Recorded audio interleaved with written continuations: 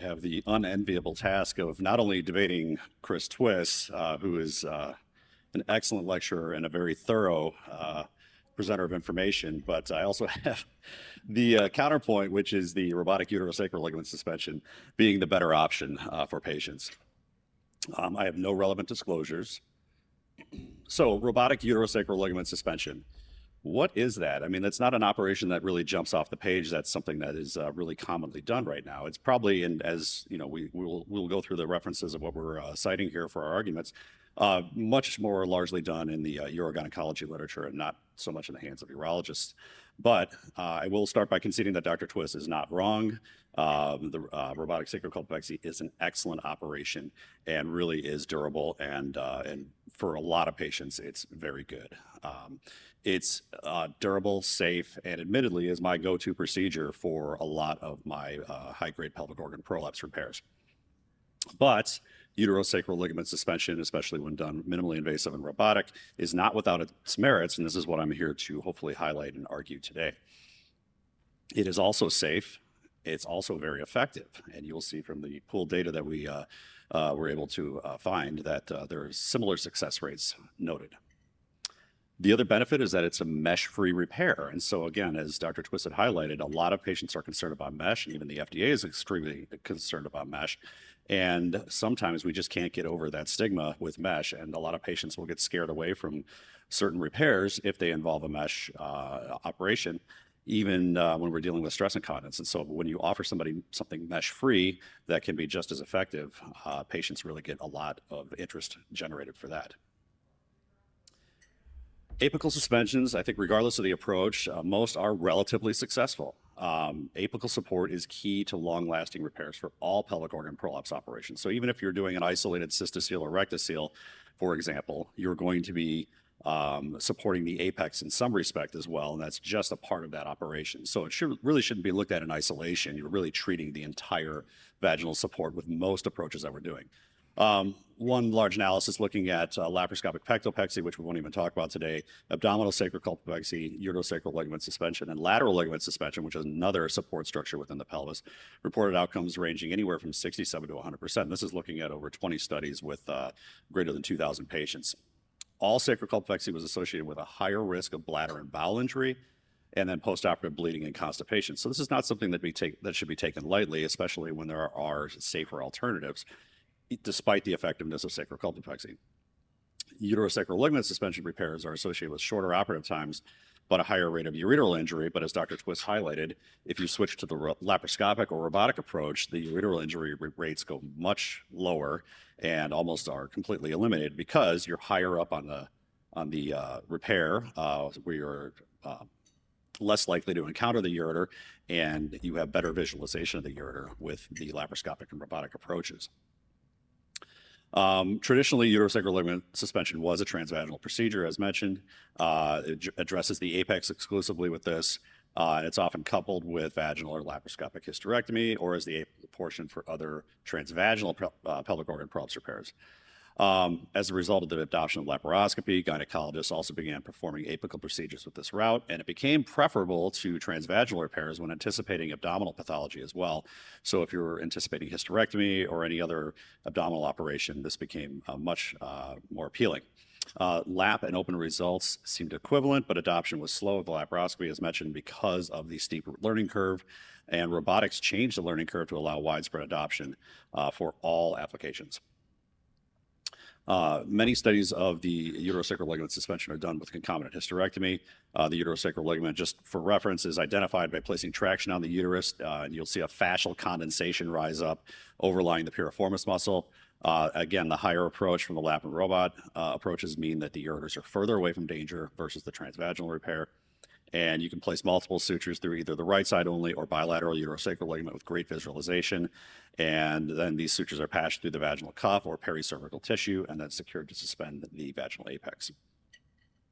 The rationale for the uterosacral suspension is no mesh. I think this is important when we're considering shared decision-making with our patients. If they really don't want a mesh operation, I don't try to talk them into it. If we'll find another way to do it. Some people have had previous issues with mesh anyways, and so it might not be advisable to place mesh. You might have some compromised vaginal integrity or tissue, and doing a mesh-free repair is going to be much more appealing in that case. There are decreased operative times of this approach too, as mentioned previously. And this could be really beneficial. A lot of these patients are elderly or extremely comorbid. And if we can get in and out of the abdomen in a much safer fashion, that's probably going to be more appealing for these patients for long-term follow-up as well. And in comparable patients, there are really similar outcomes for both sacrocolpopexy and uterosacral ligament suspensions.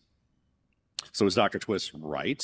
Yeah, sadly for me, he is. The robotic sacrocolpopexy is probably overall a superior prolapse operation, and the data really, there's no other way to spin it. I mean, it does last longer, and the objective success especially is much better.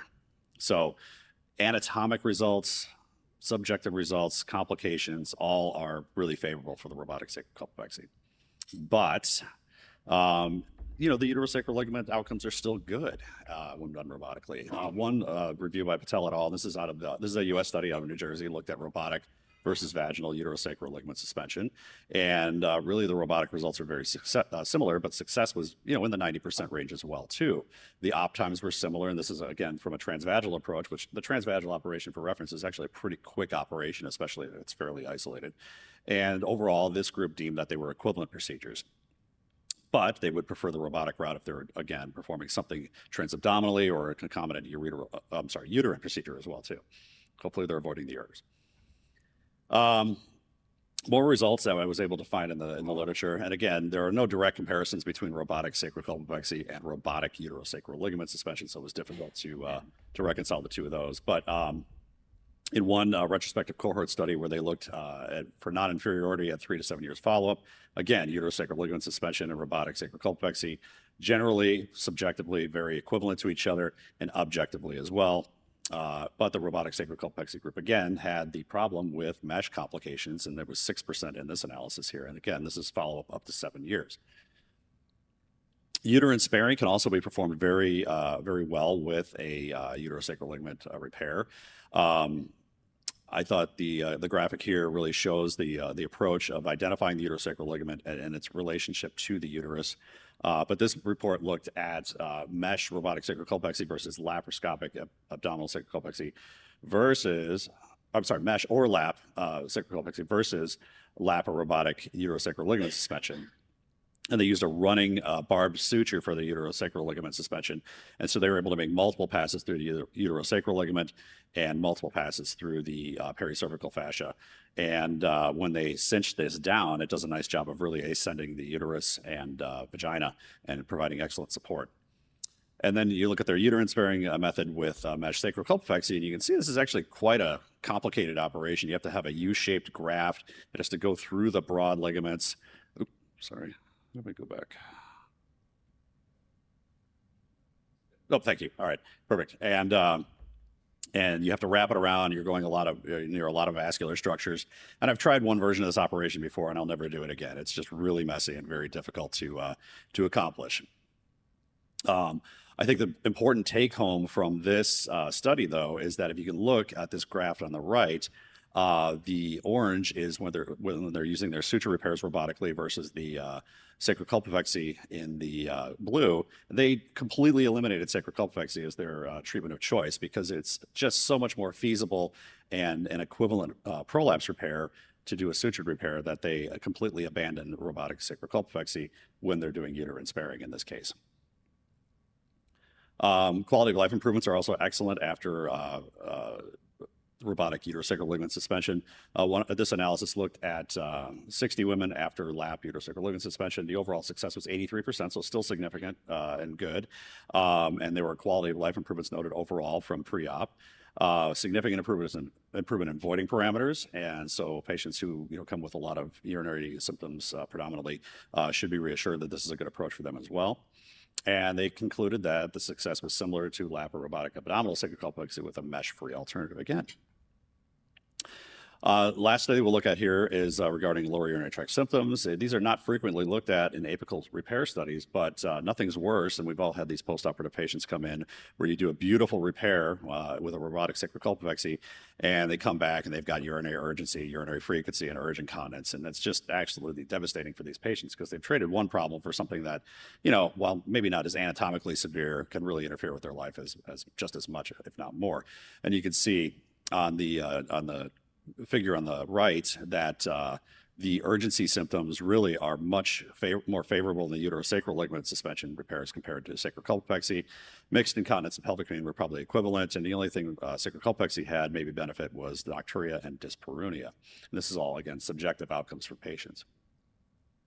So, in conclusion, while sacrocolpopexy is a great track record, it is certainly not the only option in all circumstances, and I would not use it as a one-size-fits-all repair for your patients. Robotic uterosacral ligament suspension offers a quicker, mesh-free solution for patients while still allowing for reasonable expectations of success. And while no true head-to-head trials exist, comparison of similar techniques demonstrate the merits of both procedures.